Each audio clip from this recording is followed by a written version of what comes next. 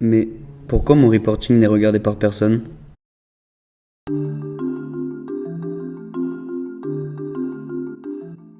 Il n'y a rien de plus frustrant que de produire du contenu et de n'avoir aucun retour. C'est d'autant plus vrai quand on a le sentiment que notre production est cruciale pour notre entreprise ou pour notre service. Quand vous passez du temps à collecter des données et à construire un tableau de bord avec des KPI qui donnent une vision de votre contexte ou de votre performance, vous aimeriez à minima que les destinataires vous commentent ces chiffres ou toute autre action qui validerait qu'ils ont lu ou analysé ce que vous avez produit. Malheureusement, ça n'est pas toujours le cas et quand on est au contrôle de gestion ou analyste, on a plus de demandes de nouveaux reporting que de retours sur ce qu'on a produit au quotidien finalement. Alors comment changer la donne? Comment avoir un reporting plus percutant? Il faut d'abord avoir en tête que le reporting est un élément de communication qui doit trouver sa cible. Concrètement, ça veut dire qu'un dashboard ne peut pas être universel, qu'il ne peut pas satisfaire tout le monde. Mettre à disposition des indicateurs, des KPI, doit engager ceux qui les reçoivent. Combien de fois j'ai reçu des reportings et je me disais « et alors ?» Si nous produisons un tableau de bord, c'est que nous attendons quelque chose de quelqu'un. Il faut donc, avant de construire un reporting, se poser la question de notre auditoire et de ce qu'on attend de lui.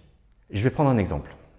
Imaginons que la rentabilité de notre entreprise est en baisse sur les derniers mois. Il ne sert à rien d'envoyer à tout le monde les KPI, taux de marge et chiffre d'affaires. Ça ne ferait qu'afficher ce que tout le monde sait déjà. Il est peut-être préférable de cibler les acteurs qui peuvent influer et leur fournir des éléments d'appréciation. Moi, je ne sais pas, le taux d'attractivité, le taux de transfo, une mesure de productivité ou une satisfaction client. Bref, quand on produit un reporting, on a déjà quelque part la solution à notre problème. Ensuite, si l'on trouve sa cible, il faut qu'elle ait envie de recevoir l'information. Il faut lui donner des choses agréables à l'œil. Et là, c'est moche. Épurez en enlevant superflu, ne mettez pas tout sur une seule page, bannissez un maximum les tableaux croisés, commentez et mettez en surbrillance les éléments importants.